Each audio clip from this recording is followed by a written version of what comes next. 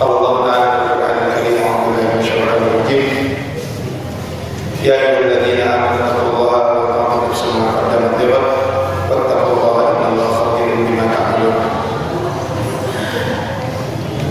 Ibarat kata Allah Subhanahu wa taala di malam hari ini kita bisa berkumpul kembali di tempat ini dan tidak terasa untuk diingatkan sesuai saya sendiri sebelumnya untuk juga bagi Bapak Ibu semuanya bahwa tidak terasa sekitar 35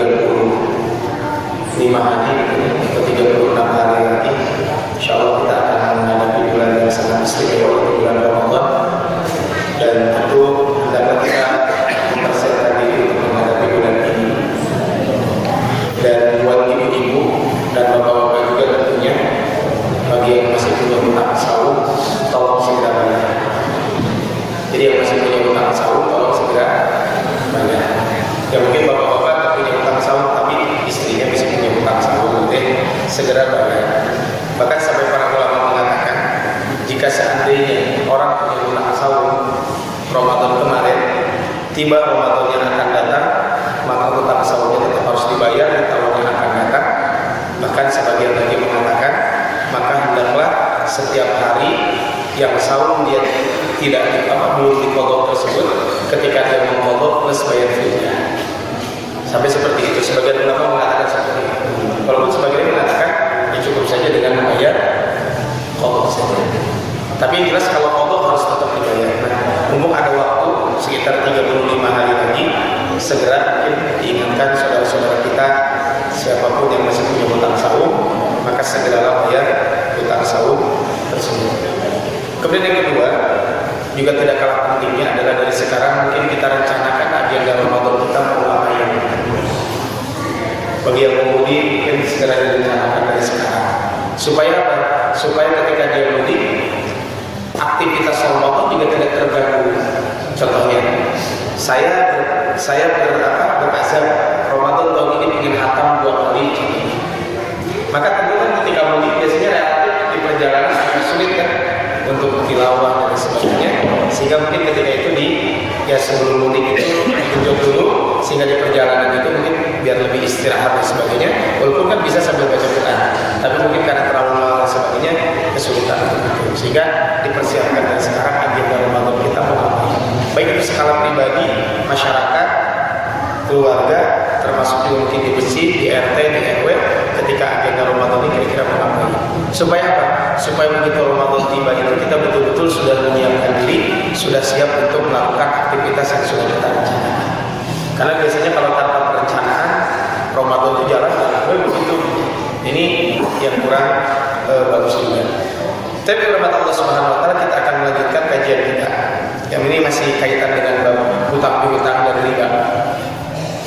Kemarin kita sudah membahas yang kaitan bagaimana orang bertaubat dari riba, kemudian bagaimana supaya kita terhindar dari hutang riba. Nah sekarang bagaimana solusinya kalau kita punya hutang riba? Solusinya seperti apa? Ada beberapa poin yang perlu kita sampaikan kaitan dengan solusi hutang riba. Kalau kemarin bagaimana supaya kita tidak terjerumus kepada hutang riba. Sekarang kita bahas kaitan dengan solusi hutang riba itu seperti apa. Yang pertama, solusinya adalah hendaklah kita memperbaiki takwa, tawakal dan istiqomah kita.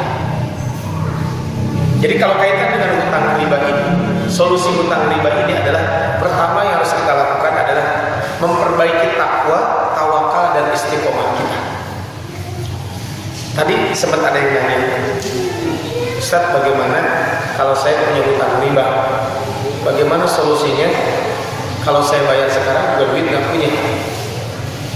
Memang para ulama ketika ditanya kaitan dengan bab itu adalah yang pertama adalah ada 3 cara. Ini menurut ulama kontemporer. Pertama diamputasi, yang kedua dirawat inap, yang ketiga rawat jalan. Ini kayak orang sakit gitu. Nah, amputasi maksudnya gimana? Amputasi itu jual aset lunasi hutang. Tapi kan ini cara ekstrim. Yang kedua rawat jalan. Ya. Kalau rawat jalan itu adalah ya cari alternatif ataupun dalam bahasanya overcredit. Tapi overcredit ke lembaga yang tadinya konvensional menjadi lembaga syariah. Kemudian yang ketiga tentu ya kita berusaha untuk segera melunasi sambil mencicil. Contoh gini, saya punya hutang riba 15 bulan lagi. Kemudian saya sekarang punya buat 5 bulan bayar 5 bulan. Kemudian nanti punya lagi 3 bulan bayar 3 bulan. Yang harusnya 15 bulan mungkin cukup dengan 3-4 bulan kalau ada rezekinya langsung dilunasi. Contohnya kan hal seperti itu. Nah ternyata itu juga kalau kaitannya dengan apa yang dibahas hari ini, memang kaitan dengan ketakwaan dan tawakal serta istiqomah kita. Salah satu hal yang kadang menghalangi orang bayar hutang itu adalah merasa khawatir namun dibayar hutang akhirnya kumaha. Padahal kan kalau kita punya hutang nanti dibayar, sekarang dibayar, kenapa nggak bayar sekarang saja? Nah, ini kaitannya dengan tawakal. Takwa dan tawakal yang akan menyebabkan Allah memberikan pertolongan kepada kita. Dengan takwa dan tawakal Allah Subhanahu wa taala akan memberikan kepada kita jalan keluar. Makanya ketika kita ada masalah, yang harus kita lakukan adalah cari jalan keluar sambil bertakwa. Jangan sampai cari jalan keluar aja nanti bertakwanya nanti enggak. Tapi bertakwa insya Allah akan menjadikan jalan keluar. Karena di dalam Al-Quran bukan jalan keluar dulu, tapi takwa dulu. Wa may yattaqillaha yaj'al lahu makhraja. Siapa yang bertakwa kepada Allah, maka Allah akan jadikan buat dia, Allah akan berikan kepada dia jalan keluar. Kemudian wa yarzuqhu min haitsu la yahtasib. Dan Allah akan memberikan rezeki kepada orang tersebut dari arah yang tidak disangka-sangka. Kemudian kata Allah, wa may yatawakkal 'ala Allah fa huwa hasbuh. Dan siapapun yang bertawakal kepada Allah Subhanahu wa taala, niscaya Allah akan mencukupkan keperluannya. Apa kata Allah Subhanahu wa taala? Innallaha balighu amri. Sesungguhnya Allah melaksanakan urusan yang dikehendakinya. Qad ja'alallahu likulli syai'in qadra. Dan sesungguhnya Allah telah mengadakan ketentuan atas segala sesuatu. Maka yang pertama adalah bertakwa dan tawakal. Tentu takwa dan tawakal ini harus dibarengi dengan istiqomah. Kenapa? Karena orang yang istiqomah itu disebutkan di dalam Al-Quran, wa an law istaqamu 'ala tariqati la asqainahum ma'an ghadaqa. Sesungguhnya orang istiqomah, wa an law istaqamu 'ala tariqah, kepada jalan ini, kepada agama ini, la asqainahum ma'an ghadaqa.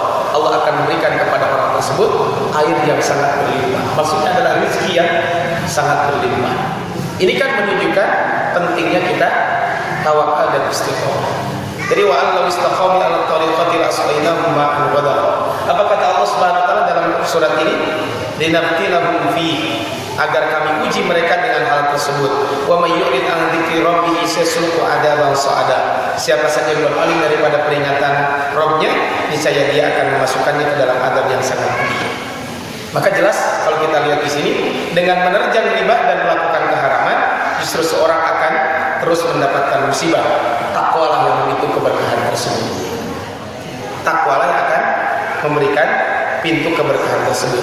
Maka dalam Al-Quran disebutkan, walau anna ahlal qura amanu wattaqaw la fatahna 'alaihim barakatin minas samai wal ardh. Saya kalau salah pernah menyampaikan 2 atau 3 tahun yang lalu ketika kultum tarawih, cara mengejar rezeki itu kan ada 3 disebutkan di dalam Al-Quran. Pertama, orang manusia secara umum, yang kedua orang beriman, yang ketiga orang yang bertakwa.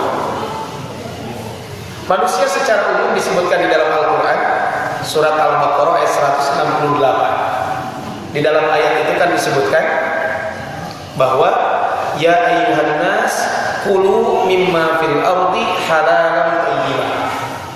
Wahai manusia, makanlah apa yang ada di muka bumi dengan halal dan baik. Syaratnya 2, halal dan baik. Kalau bagi manusia, kenapa? Karena kaitan dengan halal yang baik ini karena manusia itu apa? Ada orang-orang yang memang mencari rezeki itu yang menerima banyak. Padahal syaratnya harus halal dengan baik. Maka kata Allah, wala tattabi'u khutuwati syaitan. Maka jangan ikuti langkah-langkah syaitan. Kalau orang beriman di dalam surat Al-Baqarah ayat 172, ya ayyuhalladzina amanu kulu min thayyibati ma razaqnakum. Beda perintah. Bagi orang yang beriman, wahai orang yang beriman, makanlah dari rezeki yang baik yang telah Allah berikan kepada kalian. tinggal kita menyambut rezeki tersebut. Tapi makanlah yang baik. Bagi orang beriman halal bilang. Kenapa halal bilang? Karena kalau beriman halal haram harusnya sudah tidak jadi masalah lagi. Kalau ini sudah diharamkan, udah selesai. Harusnya seperti itu. Tapi kan masih ada sebagian yang halal haramnya masih suka ada protes kalau kaitan dengan bab dunia. Makanya kalau babi halal atau haram? Haram. Khamar halal atau haram? Haram. Wah sepakat. Tapi kalau riba halal atau haram? Wah ada ustaz sebagian ulama yang mengatakan halal. Kan udah mulai. Makanya bagi orang yang beriman sudah clear. Wahai orang yang beriman, makanlah dari rezeki yang baik yang telah Allah berikan. Jadi halal bagi orang beriman harusnya sudah clear.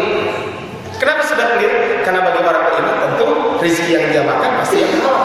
Tidak mungkin dia memakan rezeki yang haram. Nah makanya tapi itu orang beriman. Kalau orang bertakwa beda kan? Maka kalau orang beriman tadi ya ayyuhalladzina amanu kulu min thayyibati ma razaqnakum washkuru lillahi in kuntum iyyahu ta'budun. Bersyukurlah kamu kepada Allah jika betul-betul kamu beribadah kepada Allah. Tapi bagi orang yang bertakwa coba lihat. Walau anna ahlal qura amanu wattaqau la fatahna 'alaihim barakatin minas sama'i wal ardh. Ini dalam surat Al-Anfal ayat 96. Jikalau sekiranya penduduk negeri ini beriman dan bertakwa kepada Allah Subhanahu wa taala, apala fatahna 'alaihim, sungguh kami akan bukakan kepada mereka barakatun minas sama'i wal ardh, keberkahan dari langit dan bumi. Jadi kalau bagi orang yang beriman masih baik. Tapi bagi orang bertakwa yang Allah berikan itu adalah keberkahan dari langit dan bumi. La walakin kadzabu, tapi mereka adalah masalahnya mereka mendustakan ayat-ayat Allah Subhanahu wa taala. Fa akhadnahum bima kanu yaksibun, maka kami siksa mereka disebabkan perbuatan mereka. Ini dalam surat Al-A'raf ayat 96. Kalau di ayat 97 98 ini ancaman.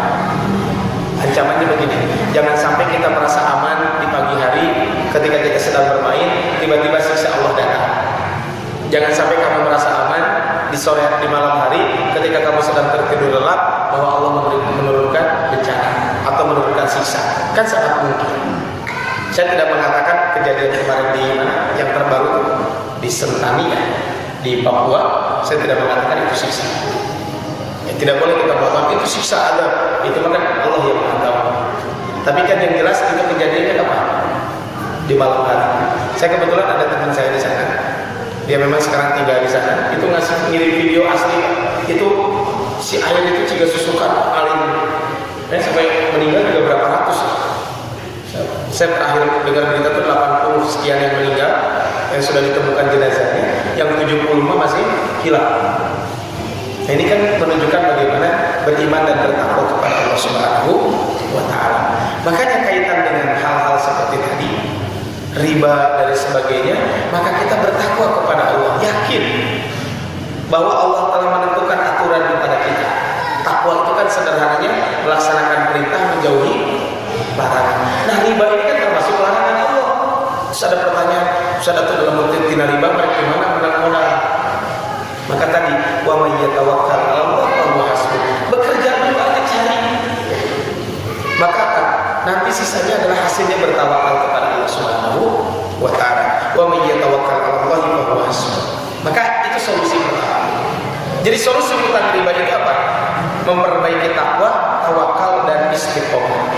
Tentu ketakwaan dan tawakal ini perlu dengan istiqomah terus-menerus. Tadi ada tulisan sederhana, ada yang bertanya kepada salah seorang ustaz. Ustaz, saya ini sekarang sudah hijrah, ingin tobat dari riba. Tapi ustaz baru niat aja. Baru niat. Ya alhamdulillah sih baru niat sudah bagus ya. Tapi pertanyaannya adalah apakah nanti kalau malaikat Jibril malaikat Israil tiba-tiba datang mengatakan bahwa saya pada baru niat taubat, kan nggak bisa. Maka segerakan kita bertaubat, bertakwalah kepada Allah Subhanahu wa taala. Seandainya kita sekarang rata-rata megang handphone, di situ ada SMS, ada WA, ada Telegram, ada IG, dan sebagainya, tiba-tiba ada yang message, ada pesan masuk. Malam ini, insya Allah saya akan datang ke rumah Anda. Siapa yang datang? Malaikat Israil. Kira-kira gimana? malam ini ada SMS atau WA atau apa, tulisnya Assalamualaikum warahmatullahi wabarakatuh kepada Bapak Abdurrahman Wahid. Nanti malam saya akan berkunjung ke rumah Anda. Tertanda malaikat Israel. Kira-kira gimana? Langsung, wah, langsung murah-murah bertaubat. Makanya bertakwa dan tawakal. Yang kedua adalah hendaklah kita bertaubat dari riba dan memperbanyak istighfar. Seandainya kita pernah terjerumus kepada dosa apapun, termasuk solusi hutang riba itu adalah segera bertaubat dan memperbanyak istighfar.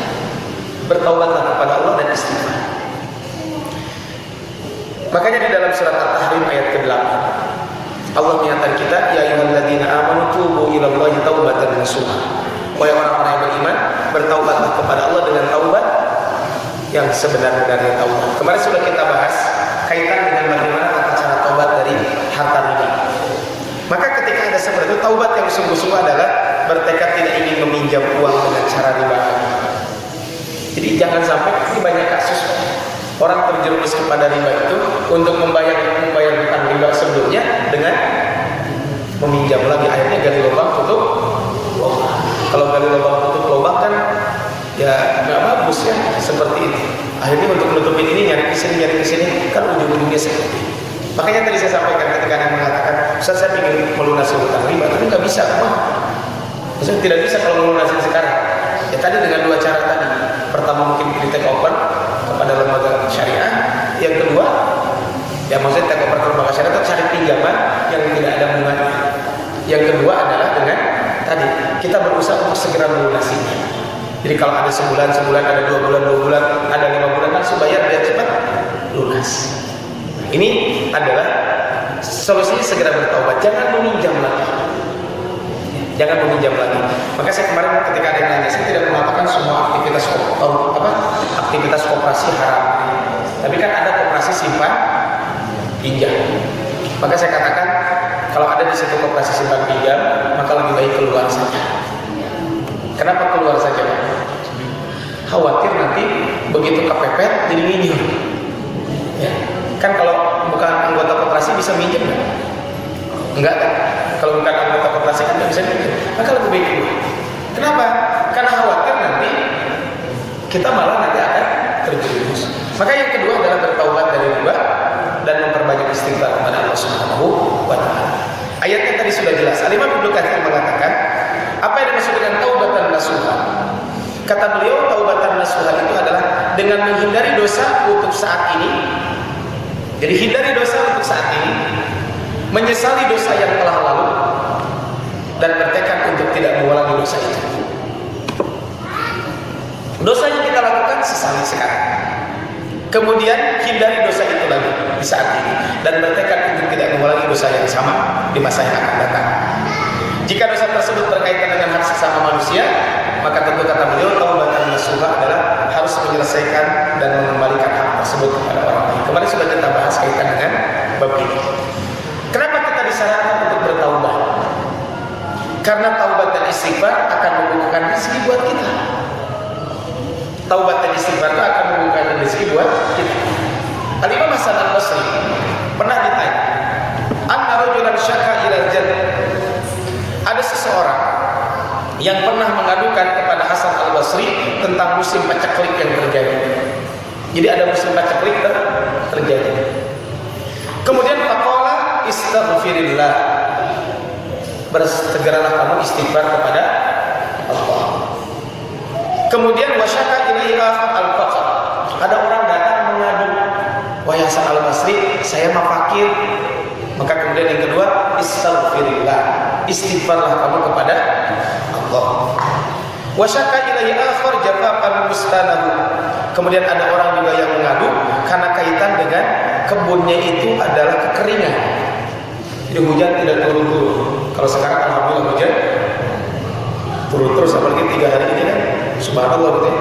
Sampai hujannya juga berlebih. Saking berlebihnya di jalan. Ya, kalau berjalan mobil itu bisa jadi di tempat-tempat tertentu mah ya harus hati-hati. Nah, kemudian apa kata beliau? Wasyaka ilai akhar ada walad. Ada orang yang mengadu lagi, kenapa? Karena belum punya keturunan. Maka apa kata Imam Imam Hasan al-Basri, istaghfirillah. Semuanya disuruh istighfar. Summa tala hadhil ayat. Kemudian Imam Hasan al-Basri membaca ayat surat Nuh ayat ke 10 sampai ayat ke 12. Faqul tastaghfiru rabbakum innahu kana ghaffara. Maka aku katakan kepada mereka, mohon ampunlah kepadaku karena sesungguhnya aku adalah Maha Pengampun. Jadi mohon ampunlah kepada Rabb kalian karena sesungguhnya Allah itu Maha Pengampun. Ini perintah dari Allah. Segera memohon ampun kepada Allah, maka Allah adalah Maha Pengampun. Apa kata Allah Subhanahu wa taala? Yursilis samaa 'alaikum midrara. Allah akan memberikan ampunan. Ya. Maksudnya apa? Allah akan yursilis samaa 'alaikum midrara. Yang pertama adalah setelah Allah tadi Maha Pengampun, maka Allah akan menurunkan kepada kalian hujan yang lebat dari langit. Apa maksud hujan yang lebat? Rizki. Yursilis samaa 'alaikum midrara wa yumdidukum bi amwalin wa banin. Kemudian Allah Subhanahu wa taala akan memperbanyak harta dan anak-anakmu. Wa yaj'al lakum jannatin wa yaj'al lakum anhara. Dan Allah Subhanahu wa taala akan mengadakan pula di dalamnya kebun-kebun dan akan pula mengadakan di dalamnya adalah sungai-sungai. Hadis ini diriwayatkan oleh Al-Hafidz Ibnu Hajar Al-Asqalani di dalam Fathul Bari. Jadi ternyata disuruh beristighfar kepada Allah Subhanahu wa taala. Segeralah kita istighfar, segeralah mohon ampun kepada Allah. Kenapa? Karena kita tidak ada yang tahu kapan usia kita akan terus ada. Kapan, apakah kita sampai saat ini atau seterusnya? Wallahu alam, kita pun tidak pernah mengetahui. Ibarat Allah Subhanahu wa taala, hari Sabtu pekan kemarin, kebetulan kan sudah 2 Sabtu ya. Sabtu pekan kemarin itu tanggal berapa? 23 atau 24. Itu teman saya hari Sabtu jam 4 dini hari tiba-tiba nelfon, WA sebentar, nelfon teman. Awalnya WA, assalamualaikum Ustaz, cuma gitu aja. Memang seminggu sebelumnya istrinya itu baru melahirkan, tapi melahirkan dari usia kandungan 7 bulan. Kemudian pas jam 4 dini hari itu, saya kebetulan handphone mati, pas karena ada acara di tempat lain, akhirnya sambil ngecas di perjalanan buka WA, oh ternyata ada. Saya bilang, ada apa? Beliau langsung telepon. Begitu saya jawab, langsung telepon. Nanya, Ustaz, gimana cara mandiin bayi? Saya langsung ingat ya, dia semalam tuh update bahwa memang anaknya kondisinya sedang kritis. Anaknya memang lahir di usia 7 bulan, kandungannya cuma 1 kilo. Anaknya laki-laki. Karena sebelumnya nanya gimana APK dan sebagainya. Dan namanya usia tidak ada yang tahu. Usia bayi itu di dunia mungkin baru 9 hari. Jadi 9 hari, hari ke-10-nya meninggal dunia. Nah, makanya kita segera bertaubat kepada Allah Subhanahu wa taala. Jadi segera bertaubat itu di samping yang pertama adalah Allah akan mengampuni dosa-dosa kita. Yang kedua, bertaubat itu adalah sebenarnya sumber rezeki buat kita. Maksudnya Allah akan memberikan rezeki buat kita semuanya. Makanya perbanyaklah istighfar dan taubat. Makanya pantas kalau Nabi itu tidak kurang dari 100 kali minimal membaca istighfar. Bukan maksimal, minimal 100 kali. Coba kalau istighfar 1000 kali, kira-kira butuh waktu berapa jam? Istighfar astagfirullah. Mungkin tidak butuh waktu yang lama. Makanya pernah ada seorang ustaz ditanya, Ustaz, bagaimana sih supaya saya rajin ibadah? Jawab ustaz itu sederhana, antum perbanyak istighfar coba. Perbanyak istighfar. Kenapa? Karena bisa jadi dosa yang kita lakukan itulah yang menyebabkan kita malas ibadah. Saya sering ilustrasikan begini kan. Kalau bulan Ramadan ibadah gimana? Semangat kan? Padahal kalau hitung-hitungan bulan Ramadan itu capek. Coba dimulai dari bangun pagi. Rata-rata kan jam, kalau bapak-bapak jam berapa bangun? Jam 4 lah bapak-bapak, setengah 4. Kalau ibu-ibu kan lebih malam lagi. Taruhlah bapak-bapak jam 4 kurang seperempat, ambil tengah-tengah. Jam 4 kurang seperempat. Sahur. Setelah sahur sholat ke masjid. Di masjid ada tadarus. Kemudian pulang rumah mungkin istirahat sebentar, berangkat bekerja ke kantor dan sebagainya. Di kantor sholat duha, ada tilawah. Ketika istirahat baca Quran dan sebagainya. Ibu-ibu jam 2, jam setengah 3 itu sudah mulai masak. Kemudian maghrib, setelah maghrib buka, kemudian nanti tarawih. Dan itu terus menerus seperti ini. Kenapa kita semangat? Karena memang kita jauh dari dosa.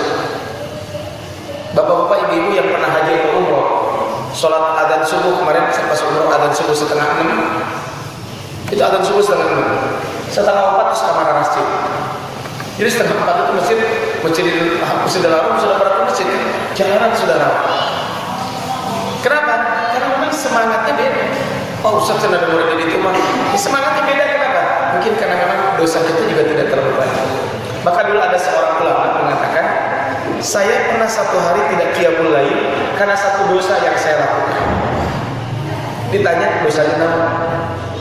Kata muridnya, ada orang sedang duduk di masjid, bukan duduk di masjid, ada orang sedang duduk menangis. Kemudian terbesit dalam hatinya ngomong, terbesit dalam hati, saya tambah nangis pura-pura. Gara-gara itu tidak bisa qiyamul lail. Ada seorang datang kepada Imam Hasan Al-Basri. Wahai Imam Hasan Al-Basri, saya ingin qiyamul lail. Saya suka qiyamul lail. Saya sudah persiapkan. Mungkin ayeuna mah sudah dipasang alarm sabaraha hiji ini sesuai dengan jumlah handphone. Mungkin anaknya punya 2 handphonenya, bapaknya punya 2, ibunya punya 2, genap handphone dipasang semuanya di alarm. Mungkin kalau bahasa kita sudah mempersiapkan diri semuanya, wudu dan sebagainya. Tapi kenapa saya tidak bangun-bangun? Apa kata Imam Hasan Al-Basri? Dzunubuka qayyadatka. Dosa-dosa mulah yang telah mengikatmu untuk tidak bisa bangun-bangun. Makanya ibu rahmat Allah Subhanahu wa taala, Bapak ibu rahmat Allah Subhanahu wa taala, coba bulan Ramadan. Kita kan jam 3, setengah 4 sudah pada bangun. Kenapa? Karena memang mungkin kondisi keimanan kita sedang meningkat. Nah, termasuk adalah tadi, dengan kita beristighfar, maka pintu rezeki buat kita dan tentu akan memudahkan kita untuk ibadah, dan Allah juga akan mengampuni dosa-dosa. Kemudian yang ketiga, bagaimana solusi hutang riba itu adalah, maka kita harus lebih giat lagi dalam bekerja. Harus lebih giat lagi dalam bekerja. Rasul menyampaikan dalam sebuah hadis bahwa ma min yaumin yusbihul ibadu fihi illa malakani yanzilani fayaqul ahaduhuma. Ketika hamba pada pagi hari, setiap pagi hari ada 2 malaikat yang turun dan berdoa. Ada 2 malaikat setiap pagi turun dan berdoa. Yang pertama mengatakan, Allahumma ati munfiqan khalaqa. Ya Allah, berikanlah ganti kepada orang yang gemar berinfak. Wa yaqulul akhar, yang lain mengatakan, Allahumma ati mumsikan talafa. Ya Allah, berikanlah kebangkrutan bagi orang yang enggan bersedekah. Ibarat Allah Subhanahu wa taala, kenapa dengan kita rajin bekerja? Karena ketika kita rajin bekerja dan memperhatikan nafkah keluarga, maka Allah akan memberikan ganti dan memberikan jalan keluar. Jadi kalau kita berbicara infak, termasuk kata Rasulullah SAW, infak itu apa? Seorang suami yang memberikan makanan ke mulut istrinya, itu termasuk infak. Kalau bahasa Sunda mana? Nafkah. Nafkah. Jadi ketika bapak-bapak memberikan nafkah kepada keluarga, itu termasuk infak. Dan ketika kita memberikan infak kepada keluarga kita, ya kalau berlebih tentu ke masjid dan sebagainya, mungkin bagus Pak. Sekarang digerakkan, digiatkan gitu ya, infak di pagi hari. Jadi kalau kita ke masjid itu jangan pas bawa buat kencelengnya pas Jumat Minggu. Mungkin kalau subuh-subuh mas bawa kenceleng. Bahkan kalau mau bagus juga. Kalau ke masjid itu kan kadang mungkin kalau tiap hari dengan jumlah besar juga ada berat dan sebagainya, bisa saja di rumah buat kenceleng, bisa jadi buat kenceleng. Yang kenceleng itu adalah diinisiasi, ya terserah kamu RT, masjid dan sebagainya. Kenceleng itu setiap hari orang itu masukin kenceleng 500, 1000, sisa belanja, sisa parkir dan sebagainya. Kemudian nanti setiap bulan dibongkar, misalnya dibuka, disetorkan, nanti dihitung. Itu akan lebih bermanfaat juga. Ada salah satu masjid sudah melakukan ini, dan subhanallah itu yang awalnya pendapatan masjid cuma 500.000 dan kegiatan banyak di situ kurang. Akhirnya setelah dilakukan seperti itu jadi naik 400%. Yang tadinya 400.000 jadi dapat 2 juta. Kemudian dari situ juga meningkat lagi. Dan itu dimampukan untuk melakukan kegiatan. Maka apa? Maka lebih giat bekerja supaya kita bisa menafkahi keluarga. Jangan sampai ketika punya hutang malah malas bekerja. Kira-kira bayar hutangnya. Maka semangat untuk bekerja. Dan infak yang paling utama saya katakan tadi adalah kepada keluarga. Makanya Imam Ahmad pernah ditanya mengenai seseorang yang cuma mau duduk saja di rumah atau hanya berdiam di masjid. Dia berkata, aku tidak mau bekerja sedikit pun dan hanya mau menunggu sampai rezeki itu datang dari Allah Subhanahu wa taala. Imam Ahmad mengatakan orang ini benar-benar bodoh. Padahal Nabi bersabda sebagaimana hadis tentang burung di atas. Maksudnya apa? Kan dalam sebuah hadis Imam Ahmad mengutip hadis Nabi tentang orang bertawakal. Lau annakum tatawakkaluna 'ala Allahi haqqa tawakkuli. Seandainya kalian bertawakal kepada Allah dengan sebenar-benarnya tawakal, pasti Allah akan memberikan rezeki sebagaimana Allah telah memberikan rezeki kepada burung yang pergi pagi hari dalam keadaan kosong, pulang dalam keadaan sudah kenyang, sudah penuh. Maka berarti kalau begitu giatlah bekerja. Sehingga ketika giat bekerja, urusan hasil serahkan kepada Allah Subhanahu wa taala. Makanya pernah terjadi juga di zaman Umar bin Khattab ketika ada orang-orang yang dulu tidak mau bekerja. Ketika ditanya, "Siapa kalian?" "Nahnul mutawakkiluna," kata mereka. "Kami wahai Umar bin Khattab, kami orang-orang bertawakal." Apa kata Umar bin Khattab? "Bal antum al-mutawakkiluna." Kalian itu bukan orang bertawakal, tapi kalian itu adalah para pemalas. Orang bertawakal itu bukan seperti ini. Pergi bekerja, baru pergi bekerja, hasilnya serahkan kepada Allah Subhanahu wa taala. Sehingga ada proses bekerja dulu. Makanya pantas Rasul mengatakan ketika ada orang bawa unta, bagaimana cara bertawakal supaya unta itu tidak hilang? Kata Rasul, "Iqilha wa tawakkal 'ala Allah." Ikat unta tersebut, tawakal kepada Allah. Mungkin kalau dulu unta, kalau sekarang motor, kunci leher, kunci kunci apa gitu, biar aman motor itu. Setelah itu bertawakallah kepada Allah Subhanahu wa taala. Maka yang ketiga adalah tawakal. Yang keempat adalah hendaklah kita lebih menjaga amanah. Maksudnya gimana Pak lebih menjaga amanah? Ini kan sering terjadi.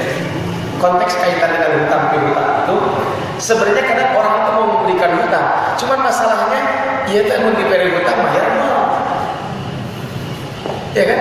Kita punya uang, ada yang minjem. Kalau dia amanah kasih pinjaman enggak? Saya gini. Saya punya teman. Terus saya bilang ke teman saya, pinjam dia dong berapa? 10 juta. Kapan bayar? Nanti insya Allah bulan depan saya bayar. Kalau dia percaya kepada saya gimana? Pasti dia akan memberikan. Saya pernah satu kasus, satu kejadian. Entah mungkin karena dia percaya kepada saya juga nggak tahu. Dan saya juga nggak pernah minjem ke orang tersebut. Tapi saya sudah kenal baik dengan dia. Dan waktu itu saya memang ada kebutuhan mendesak yang saya harus minjem. Saya waktu itu cuma via telepon nggak ketemu. Saya bilang, "Mohon maaf saya pinjam duit boleh?" "Boleh, tapi rada gede nggak apa-apa." "Iya nggak apa-apa." Saya sebutkan nominalnya. "Oh ini nggak apa-apa, so kirim mana nomor rekeningnya." Langsung dikirim. Kenapa? Mungkin dia percaya ke saya. Bisa jadi kalau kita percaya kepada orang, pasti kita akan gampang untuk memberikan pinjaman itu. Maka yang keempat ini adalah lebih menjaga amanah. Kenapa? Karena orang akan semakin menaruh perhatian kepada kita. Semakin tidak menjaga amanah, maka kita sendiri yang akan mendapatkan kesusahan. Itu realita. Kakak saya kan di pasar, di pasar. Kan ketika di pasar itu kan kadang rata-rata orang kan gimana jualan itu. Kan biasanya apa? Kan boleh minjem dulu kan. Contohnya beli barang sekian, nanti dibayar kalau sudah laku dibayar semua. Itu kan belum laku semua itu dibayar. Tapi kalau kita terus bayar, maka pasti dia akan memberikan pinjaman kepada kita. Ya sales lain sebagainya tidak salah. Kalau orangnya cepat bayar hutangnya, itu biasanya apa? Akan gampang orang kalau mau minjem. Walaupun ya namanya minjem kan jangan gampang untuk minjem. Sehingga sifat amanah dalam berhutang wajib dimiliki. Nabi bersabda, "Adil amanata ila man itamanaka." Tunaikanlah amanah kepada orang yang menitipkan amanah kepadamu. Dan termasuk khianat itu adalah dosa besar. Khianat dalam bab apapun, termasuk khianat dalam bab hutang. Sekarang ngomong dengan teman-teman dan sebagainya, kaitan sebenarnya bukan tidak mau memberikan pinjaman, tapi kan kaitan dengan amanahnya itu. Kan ada kasus orang minjem sekali dikasih, 2 kali dikasih, 3 kali belum terbayar, kira-kira gimana? Pasti kan males. Tapi kalau begini, minjem dong seminggu bayar, baru 3 hari udah bayar. Minjem dong 2 minggu bayar, seminggu udah bayar. Otomatis kan ketika minjem, ketika kita butuh akan mudah. Nah sekarang itu kan orang kenapa sulit memberikan pinjaman? Salah satunya adalah mungkin karena faktor ketidakpercayaan. Kan ada sebagian orang mengatakan kalau itu bayar hutang. Apalagi kalau hutang dulu. Makanya betul kata para ulama ada dalam kaitan hutang itu adalah kalau kita punya hutang niat maya. Ayat itu niat maya ada. Contohnya kalau dalam maut pada lunas. Kan berarti niat nggak mau bayar. Jangan. Atau minjem sama saudara dan kalau minta maaf dikasih itu untuk kado rumah itu mental. Tidak ya minjem ini. Maka yang keempat adalah jaga amanah. Yang kelima kata Allah Subhanahu Wa Taala adalah meminjam uang kepada orang lain untuk melunasi utang riba. Jadi cara solusi utang itu adalah coba cari pinjaman kepada orang lain yang tidak ada bunganya untuk melunasi utang riba. Syekh Utsaimin rahimahullah pernah ditanya dan dia mengatakan setiap orang wajib terlepas diri dari riba sesuai dengan kemampuannya. Karena Nabi melaknat pemakan riba dan orang yang menyerahkan riba. Jadi baik rentenir atau nasabah dua-duanya dilaknat oleh Allah Subhanahu Wa Taala. Boleh jadi dia meminta pinjaman, utang dari saudara atau kerabatnya untuk melunasi utang bank tersebut agar gugur dari riba. Yang penting dia harus tetap merencanakan hal ini. Jika tidak mungkin, dia berusaha meminta kepada bank agar jangan ada tambahan riba. Akan tetapi, kata Syekh Utsaimin, setahu kami bank tidak mungkin menyetujui hal itu. Jadi intinya adalah kata beliau cari pinjaman. Kalau tidak ada yang minta keringanan. Ya kalau nggak ada tadi yang saya sampaikan bayar sesuai kemampuan kita. Kalau mampu 2 bulan bayar 2 bulan, mau 3 bulan 3 bulan langsung. Supaya cepat lunas. Jadi jangan sampai kalau punya hutang karena aku beda yang menyicil ini tak ada nyicil, ketika nyicil biarnya dicicil per bulan. Padahal kalau punya hutang, kalau memang bisa nyicil 3 bulan sekali ke 4 bulan biar cepat lunas itu lebih mudah buat kita semua. Yang keenam, firman Allah Subhanahu Wa Taala, jangan lupa menjalin silaturahmi. Kenapa? Karena dengan silaturahmi itu akan mendatangkan rezeki. Kata Rasul dalam sebuah hadis, "Man sarrahu ayyubsatahu fi rizqihi."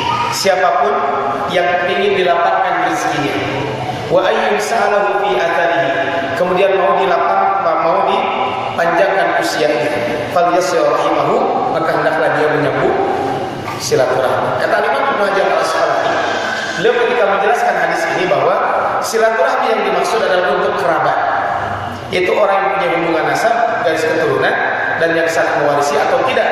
Begitu pula ada hubungan mahram atau tidak. Jadi maksud silaturahmi di sini kepada siapa? Kepada siapapun. Sering-seringlah silaturahmi. Ya tentu jangan sampai silaturahmi pas waktu kerja dan juga tetap harus cari waktu-waktu yang tepat juga. Seringlah bersilaturahmi. Kemudian yang ketujuh, firman Allah Subhanahu Wa Taala, dengan kita memperbanyak sedekah. Jadi memperbanyak sedekah. Sekali masalah banyak atau sedikit kan itu relatif. Banyak atau sedikit itu relatif. Tapi hendaklah kita memperbanyak sedekah. Allah mengingatkan kita di dalam surat Saba ayat 39. Qul inna rabbi yabsutu rizqa liman yasha'u min ibadi wa yaqdir. Katakanlah sesungguhnya Rabbku melapangkan rezeki bagi siapa yang Dia kehendaki di antara hamba-hambanya. Wa yaqdirulah, dan Allah juga menyempitkan bagi yang Dia kehendaki. Jadi Allah akan melapangkan rezeki kita, tapi Allah juga akan menyempitkan rezeki kita.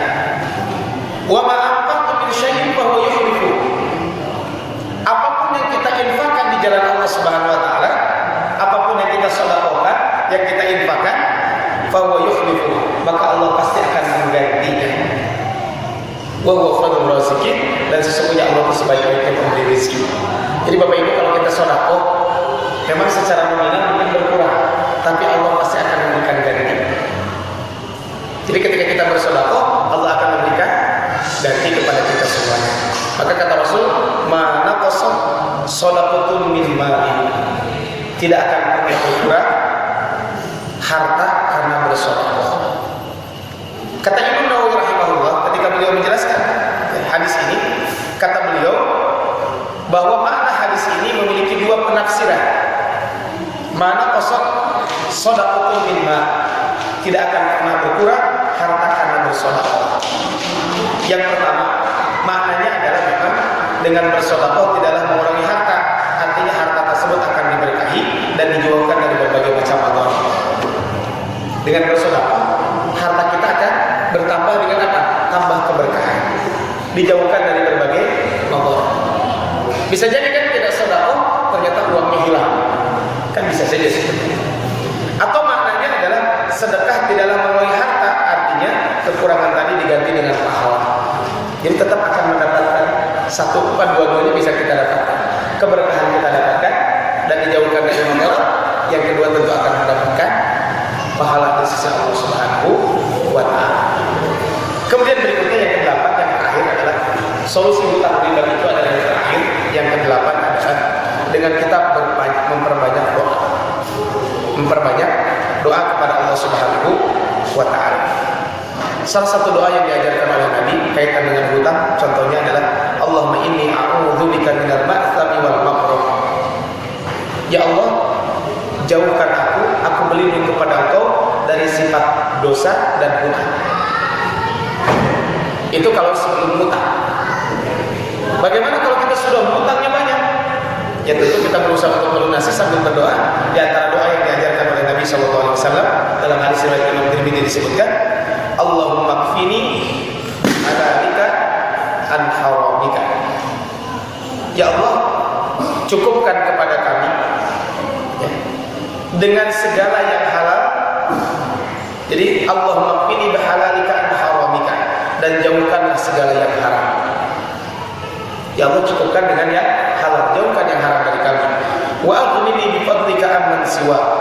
Ya Allah, cukupkan aku dengan karunia-Mu sehingga aku tidak perlu bergantung kepada selain Allah Subhanahu wa Ta'ala. Ini adalah doa yang diajarkan oleh Nabi SAW. Allahumma aghnini bi halalika an haramika. Allahumma kfini bi halalika an haramika. Wa aghnini bi fadlika amman siwa. Ini doa yang diajarkan oleh Nabi sallallahu alaihi wasallam. Maka yang ke-8 adalah memperbanyak doa kepada Allah Subhanahu wa Ta'ala. Bapak yang kata Allah Subhanahu wa Ta'ala, apa manfaatnya doa buat kita? Doa itu manfaatnya sangat banyak. Yang pertama, doa itu adalah ibadah. Jadi ketika kita berdoa, sesungguhnya kita beribadah. Maka jangan khawatir, doa itu adalah ibadah. Ketika kita berdoa, berarti kita beribadah. Kata Rasul, doa wal ibadah. Doa itu adalah ibadah. Yang kedua, kenapa kita harus berdoa? Yang kedua, doa itu akan menolak bala, akan menolak bencana. Sehingga ketika kita punya hutang, ya mudah-mudahan Allah tidak memberikan kepada kita bencana sehingga tidak bisa bayar hutang. Ini kan pada kejadian ada cerita kakak saya, sudah mempunyai hutang, kemudian ayah menipu coba bayar. Menipu, akhirnya hutangnya bertambah. Maka kita berdoa. Yang ketiga, doa itu amat bermanfaat dengan izin Allah. Dan di antara manfaat doa kata Rasulullah ada 3 dalam sebuah hadis. Ya, manfaat doa ada dalam 3 keadaan. Kata Rasulullah, "Min muslimin yad'u bi da'watin laysa biha ismun wa la qati'atu rahim." Tidaklah seorang muslim berdoa selama doa itu adalah bukan dosa dan memutus silaturahmi, kecuali Allah akan memberikan satu di antara 3 hal. Yang pertama kata Rasulullah, "An tu'ajjila lahu da'watuhu." Yang pertama adalah doanya cepat, langsung dikasih, minta A dikasih A, minta B dikasih B. Yang kedua, wa imma an yadkhulaha lahu fil akhirah. Yang kedua bisa jadi tabungan di akhirat. Yang ketiga adalah wa imma an yasrif anhu min as-su'i mislaha. Bisa jadi dengan kita berdoa, Allah akan menjauhkan kita dari malapetaka. Jadi ternyata berdoa itu adalah manfaatnya banyak. Kita akan mendapatkan, bisa jadi 3-3 yang kita dapatkan, bisa jadi 2 yang kita dapatkan, atau bisa jadi salah satunya. Minimal kalau kita berdoa nanti jadi tabungan kita di akhirat. Maka manfaatnya sangat besar. Yang keempat adalah doa itu adalah sebab meraih kuat dan semakin mendapatkan pertolongan dalam menghadapi musuh. Termasuk adalah ketika menghadapi hutang, mudah-mudahan dengan berdoa Allah segera melunasi hutang kita. Kemudian doa itu adalah meredam kemurkaan Allah. Karena kata Rasulullah, "Man lam yas'alillah yaghdab alaih." Siapapun yang tidak meminta kepada Allah, maka Allah akan murka kepada orang tersebut. Kemudian yang berikutnya adalah yang terakhir, kenapa kita harus berdoa? Karena doa itu adalah merupakan bukti keimanan kita dan bukti benarnya tawakal kita kepada Allah Subhanahu wa taala. Kita bekerja, kemudian berdoa, hasilnya serahkan kepada Allah Subhanahu wa taala. Itu pembuktian keimanan kita dan tawakal kita kepada Allah Subhanahu wa taala. Tapi firman Allah Subhanahu wa taala sekiranya kaitan dengan pembahasan tentang riba sampai hari ini. Mungkin nanti di pertemuan yang akan datang kita bahas kaitan dengan Bulughul Maram, kaitan dengan pembahasan yang hari ini. Intinya adalah dari yang kita bahas ini adalah bahwa hendaklah kita memperkuat takwa kita kepada Allah, tawakal kita kepada Allah, bekerja bersungguh-sungguh, jangan lupa berdoa kepada Allah Subhanahu wa taala. Kemudian ketika kita melakukan itu semuanya, mungkin ada dosa di sana sini, maka perbanyak istighfar dan doa kepada Allah Subhanahu wa taala. Setelah Allah memberikan rezeki, jangan lupa kita bersedekah kepada rezeki yang telah Allah berikan kepada kita semuanya. Tapi itu saja mungkin yang disampaikan di malam hari ini. Mudah-mudahan bermanfaat, khusus bagi saya sendiri yang menyampaikan, kemudian bagi Bapak Ibu semuanya yang hadir pada kesempatan hari ini. Subhanakallahumma wa bihamdika, asyhadu an la ilaha illa anta, astaghfiruka wa atubu ilaik. Billahi fisabilil haq, wallahu muwaffiq ila aqwamit thoriq, nasrul minal qatl qarib ila siratal mustaqim. Fastabiqul khairat. Assalamualaikum warahmatullahi wabarakatuh.